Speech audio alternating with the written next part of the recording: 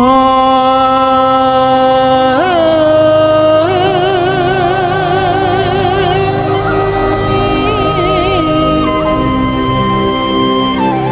về miền đất phương Nam cho tôi nhắn gửi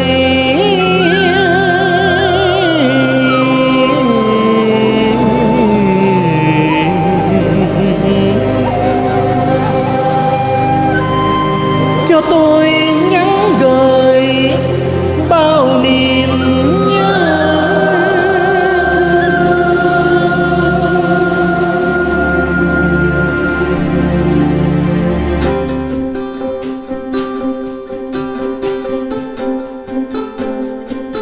Nhắn ai đi về miền đất phương Nam, trời xanh mây trắng xoay vòng Cửu Long Giang, mênh mông rừng tràm bạt ngàn dừa xanh. Từng chàng ước đong đưa nhớ người xưa từng ở nơi này, cho ta thêm yêu dấu chân ngàn năm đi mở đất,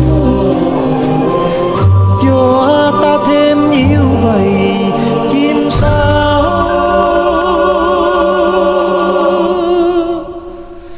số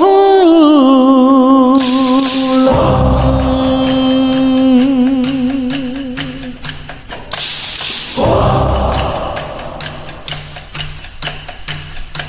Còn đâu đây tiếng gió ngựa phi mà ngỡ con tàu vô sóng bờ xa, nỉ non sao tiếng nhạc kêu chiều, vườn xuôi dấu phương Nam phiêu bạc theo thủy triều, dẫu trải qua thăng trầm trong tô qua bao cuộc bể dâu, mãi vẫn cho đời bài tình ca đất phương Nam.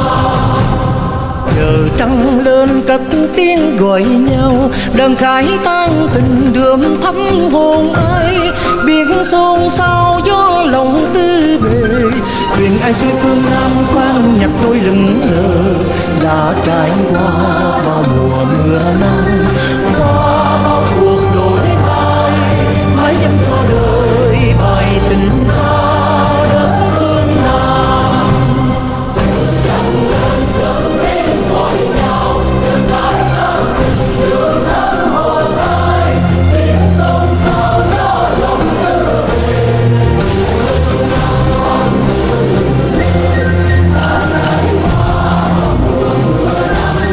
Qua bao cuộc đổi thay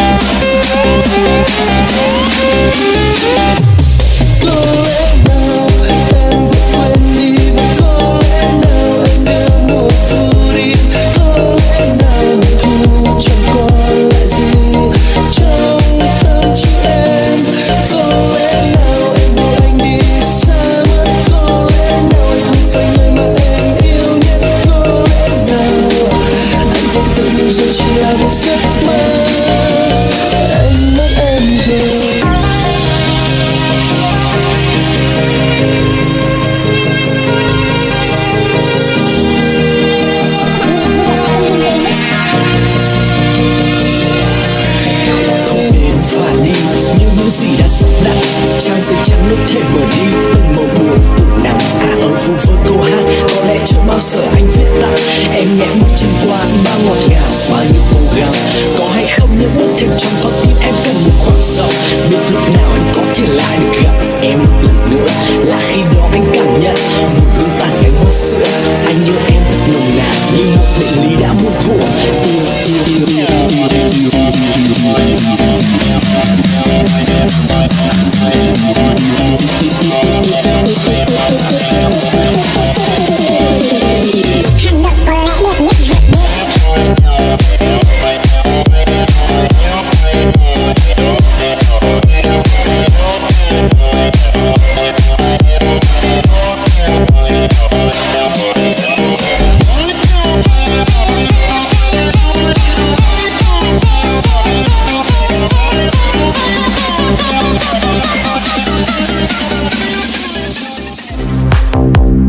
searching for you, babe.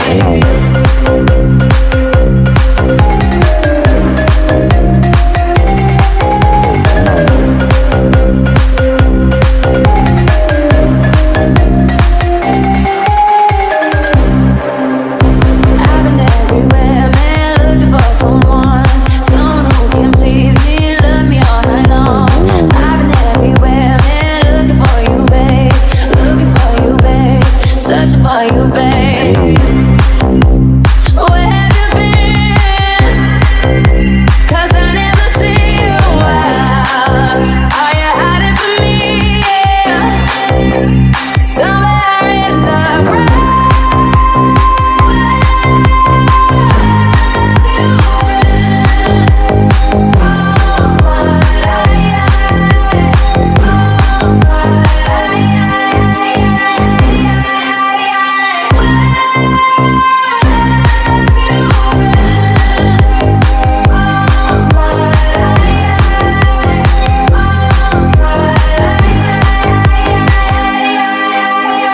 I've been everywhere.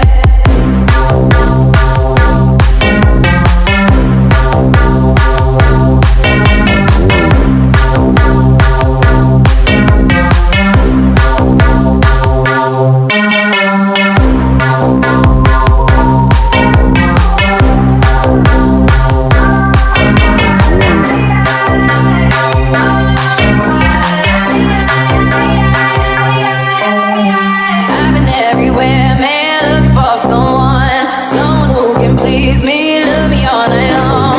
I've been everywhere, man, looking for you, babe, searching for you, baby. Where have you been? 'Cause I never see you out. Are you hiding from me? Yeah. Somewhere in the crowd.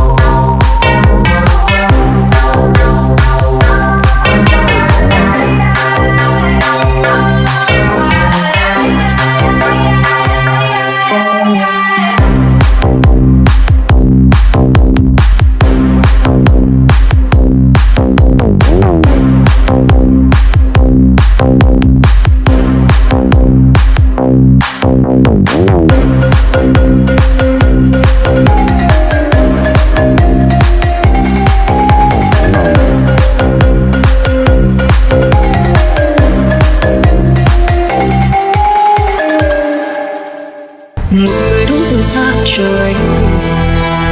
Một người đốt nước mắt thân đến, từng làn tóc bờ môi đừng phật cầu, chỉ có mình người là dù ngày tháng đã trôi nhạt nhòa, đoạn đường vẫn còn nơi vắng tắt, vào mắt của nó chưa bao giờ đừng biết ta đến giờ giờ. Thôi đi anh hãy về nơi gấm hoa lụa là nói cho anh tâm thân đây ngọc ngà, ở nơi chốn quê vòng cầu mong anh không khó, mong người thương của anh yêu thật lòng. Phía nơi cuối con đường ta sẽ đi về đâu, đôi co thương nhớ nhau đây cũng phải bầu. Nỗi đau cứ dày vò đời em cô liêu mãi, hai ta cũng xin đừng chẳng đợi nhau.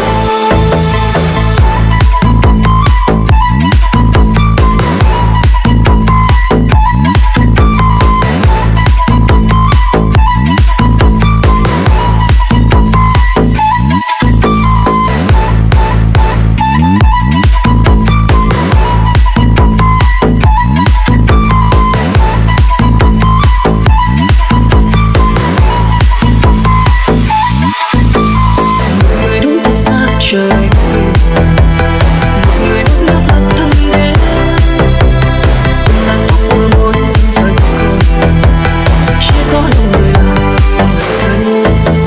Dù ngày tháng đã trôi nhạt nhòa, đoạn đường vẫn còn nơi vắng tắt, vào mắt của nó chưa bao giờ em nghĩ ta đến rời xa nhau. Thôi đi anh hãy về nơi gấm hoa lụa là nói cho anh tâm thân đây ngọc ngà, ở nơi chốn quê vòng cầu mong anh không khó, mong người thương của anh yêu thật lòng. Phía nơi cuối con đường ta sẽ đi về đâu, đôi co thương nhớ nhau đây cũng phải bầu. Nỗi đau cứ dày vò đời em cô liêu mãi, hai ta cũng xin đừng chẳng đợi nhau.